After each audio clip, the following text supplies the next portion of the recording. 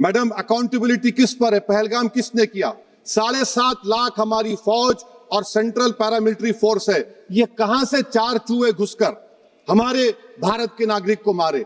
Deterrence आपकी क्या है? आपने सर्जिकल स्ट्राइक किया, आपने बालाकोट किया, फिर ये पहलगाम हुआ, तो आपकी डिटरेंस की पॉलिसी नाकाम साबित हुई।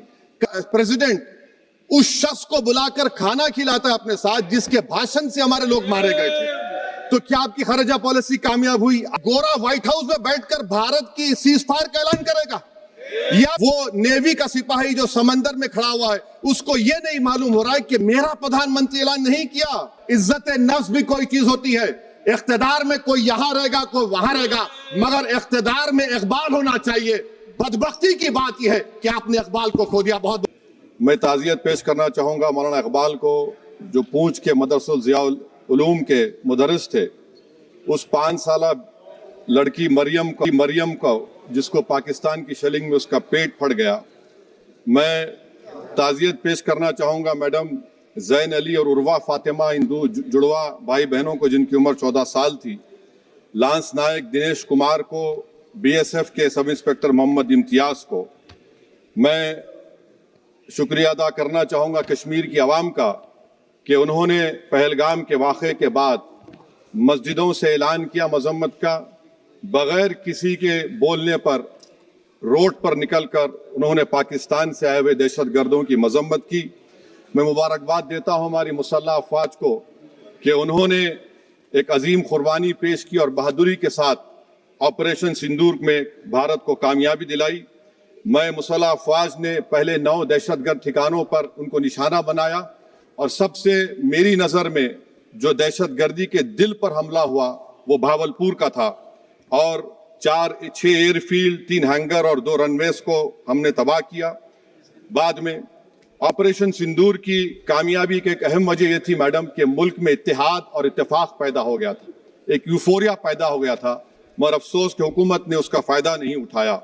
मैं आज भी कह रहा हूं, जिम्मेदारी के साथ कह रहा हूं कि पाकिस्तानी फौज, पाकिस्तान की ISI, पाकिस्तान का डीप स्टेट, उनका हयाती मकसद ये है कि हमेशा भारत को कमजोर किया जाए, और अगर हमको इन ताकतों को कमजोर करना है तो देश में इत्तेहाद और इत्तेफाक को बरकरार रखना पड़ेगा।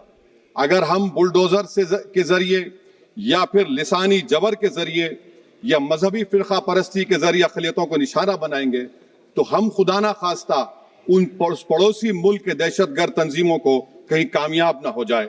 मैडम, मैं आपके सामने ये भी कहना चाहूंगा कि इत्तेहाद और इत्तेफाक इस मुल्क में जब मजबूत होगा तो हमको बैनुल अक़वामी सतह पर दिखाने की जरूरत नहीं पड़ेगी। मैं आपकी तरफ से हुकूमत से चंद सवालात करना चाहूंगा कि वजीर आजम ने कहा कि खून और पानी एक साथ नहीं बह सकते, आतंकवाद और बातचीत एक साथ नहीं हो सकती। तो मेरा सवाल आपके जरिए से वजीर आजम और हुकूमत से यह है, फिर जिन इंसानों को बैसारा की वादी में मारा गया था, क्या आपका जमीर इस बात की इजाजत देता है कि आप ट्रेड बंद कर दिए, पाकिस्तान का एयरक्राफ्ट हमारे एयर स्पेस में नहीं आ सकता, उनकी कश्ती हमारे पानी में नहीं आ सकती, ट्रेड खत्म हो चुका है, डायरेक्ट इनडायरेक्टेड, आपका जमीर जिंदा क्यों नहीं है? किस सूरत से आप पाकिस्तान से क्रिकेट मैच खेलेंगे जब हम पानी नहीं दे रहे हैं? 80% पानी पाकिस्तान का हम रोक रहे हैं, यह कहकर के पानी और खून नहीं बहेगा, आप क्रिकेट मैच खेलेंगे? मैडम, मेरा जमीर तो गवारा नहीं करता कि मैं उस मैच को देखूंगा।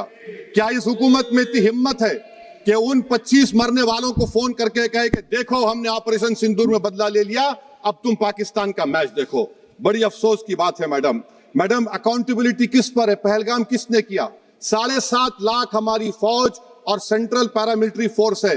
ये कहां से 4 चूहे घुसकर हमारे भारत के नागरिक को मारे? अकाउंटेबिलिटी किस पर फिक्स होगी? LG पर फिक्स होगी तो LG को बरतरफ करिए, IB पर आती है तो एक्शन लीजिए, पुलिस पर आती है तो एक्शन लीजिए, मगर आप ये समझ रहे हैं कि ऑपरेशन कर दिया और हम खामोश लोग भूल जाएंगे। अकाउंटेबिलिटी फिक्स करना पड़ेगा। मैडम, डिटरेंस आपकी क्या है? आपने सर्जिकल स्ट्राइक किया, आपने बालाकोट किया, फिर ये पहलगाम हुआ, तो आपकी डिटरेंस की पॉलिसी नाकाम साबित हुई। कश्मीर की पॉलिसी नाकाम साबित हुई। 370 हटा दिया आपने एक रियासत को UT बना दिया, और उसके बावजूद भी दहशतगर्द वहां पर पहुंच गए। तो और अफसोस मुझे इस बात का होता है मैडम कि पाकिस्तान को हम जानते हैं, पाकिस्तान और इजराइल इस पूरी दुनिया में एक फेल्ड स्टेट है, और पाकिस्तान के आर्मी चीफ को, जिससे हमारे स्ट्रेटेजिक रिलेशनशिप है, जिसको अपना दोस्त कहते हैं, उस देश का प्रेसिडेंट उस शख्स को बुलाकर खाना खिलाता है अपने साथ, जिसके भाषण से हमारे लोग मारे गए थे। तो क्या आपकी खारजा पॉलिसी कामयाब हुई? आप देख लीजिए। अच्छा, हमारे देश में एक ऐसी तंजीम है जिसका वजूद नफरत की बुनियाद पर और मजहबी अज़वियत को फैलाने के लिए बनाया गया। उनको तकलीफ है सेकुलरिज्म से, सोशलिज्म से, मगर हमारे संविधान के प्रियम्बल में लफ्ज सॉवरेन है। सॉवरेन का मतलब यह है कि हम खुद मुख्तार हैं, हम हाकिम आला हैं, हम अपने मुल्क के मुकद्दर का फैसला करेंगे। एक गोरा व्हाइट हाउस में बैठकर भारत की सीज फायर का ऐलान करेगा? यह आपका नेशनलिज्म है? अफसोस होता है मुझे सर। मैडम मैं आपसे पूछना चाह रहा हूं कि अगर एक चचा सैम ऐलान कर रहे हैं तो हमारी फौज पर क्या असर पड़ा होगा? हमारे उन पायलटों पर क्या असर पड़ेगा जो नहीं मालूम कितनी ऊपर आसमानों पर भारत की हिफाजत कर रहे हैं? वो नेवी का सिपाही जो समंदर में खड़ा हुआ है, उसको यह नहीं मालूम हो रहा है कि मेरा प्रधानमंत्री ऐलान नहीं किया, एक गोरे ने ऐलान किया। बड़ा ये आपके कैसा होगा ये? मैडम मेरा सवाल हुकूमत से यह भी है कि हम कोई एडवर्सेरियल कंट्री नहीं है अमेरिका के लिए, हम दोस्त हैं, स्ट्रेटेजिक रिलेशनशिप है। क्या क्या एग्रीमेंट हमने साइन नहीं किया, तो क्या ये दोस्ती निभा रहे हैं?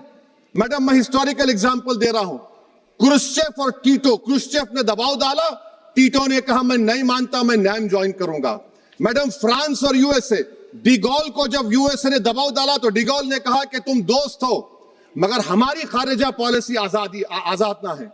मैडम वहीं पर आप देखिए गुजराल साहब, जिसको कहते सबसे कमजोर थे, वजीर आजम थे, उन्होंने बहादुरी का मजारा किया, रिफूलिंग करने नहीं दिया।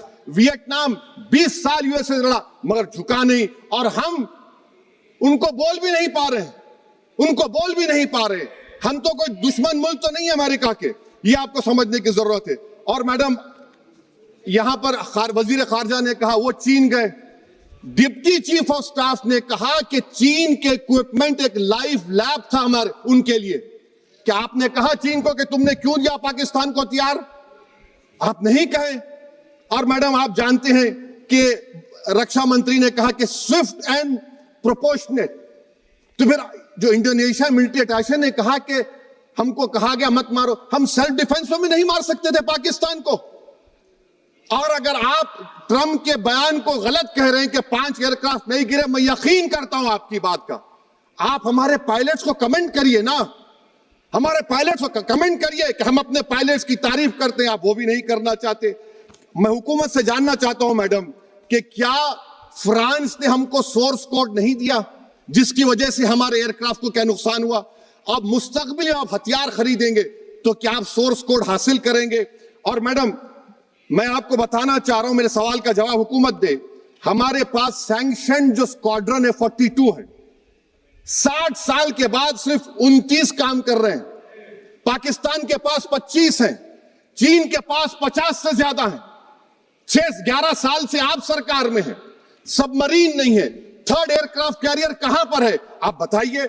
और मैडम FATF में लाना पड़ेगा आपको। अगर आप विश्व गुरु हैं तो हम आपको चैलेंज कर रहे हैं, आप G7 के कंट्रीज को, GCC को और चचा सैम को राजी कराइए कि पाकिस्तान को, मैडम खत्म कर रहा हूं, FATF में दोबारा लाया जाए। मैडम ऑल पार्टी मीटिंग हुई, देखिए कितना कॉन्ट्रडिक्शन है केंद्र सरकार में और स्टेट सरकार में। ऑल पार्टी मीटिंग में था, केंद्र सरकार ने कहा कि नहीं, बैसारन मिडोस पर तो कोई जा ही नहीं सकता, जून से पहले इजाजत लेना पड़ेगा।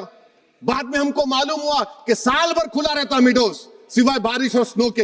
ये कॉन्ट्रडिक्शन है केंद्र सरकार में। वहां पे मैं हुकूमत से मुतालबा करता हूं मैडम आपके जरिए से कि कौमी सिक्योरिटी को, नेशनल सिक्योरिटी को, खारिजा पॉलिसी को, फॉरेन पॉलिसी को राजनीति का मुद्दा मत बनाइए, राजनीति का मुद्दा मत बनाइए। ये हमारे मुल्क में मुफाद होगा, हमारे मुल्क के इत्तेहाद और एकजुटती को आप एक वोट का जरिया मत बनाइए। और मैं एक आखिरी बात पूछ रहा हूं मैडम, क्या चीन ने हमसे कहा था कि सीज फायर कर लो? और कैसे पाकिस्तान ने हमारे पायलट्स की बातों को सुना कि हमारा कम्युनिकेशन एनक्रिप्ट नहीं है? मैडम आखिर में मैं अपने शेर से इस अपनी बात को खत्म करूंगा कि अपने ही हाथों से सर अपना कटाना है हमें, मादर हिंद पे भेंट चढ़ाना है हमें। किस तरह मरते हैं एहरारे वतन भारत पर, ये तमाशा है जो दुनिया को दिखाना है हमें। ये मैं भारत की उस बहादुर फौज के नाम पे करता हूं, मुसल्लह फौज के नाम पे करता हूं। ये शेर कहने वाला कोई बीजेपी का नहीं था, ये शेर कहने वाले का नाम शेर था, शहीद अशफाकुल्लाह। मैं फिर से हुकूमत से कह रहा हूं, पाकिस्तान टेररिज्म करेगा, आप तैयार हो जाइए। आप चीन से मोहब्बत, कितना इम्बैलेंस हुआ ट्रेड का, कितना इम्बैलेंस हो रहा है चीन से। अच्छा, जब गलवान हुआ उस वक्त भी ट्रंप ने कहा था कि मैं बात करूंगा, हमने कहा नहीं बात करेंगे, जरूरत नहीं है। आज ट्रंप हमारे से पहले बोलता है इज्जत नफ्स भी कोई चीज होती है। इख्तिदार में कोई यहां रहेगा, कोई वहां रहेगा, मगर इख्तिदार में इकबाल होना चाहिए। बदबख्ती की बात यह है कि आपने इकबाल को खो दिया। बहुत बहुत शुक्रिया।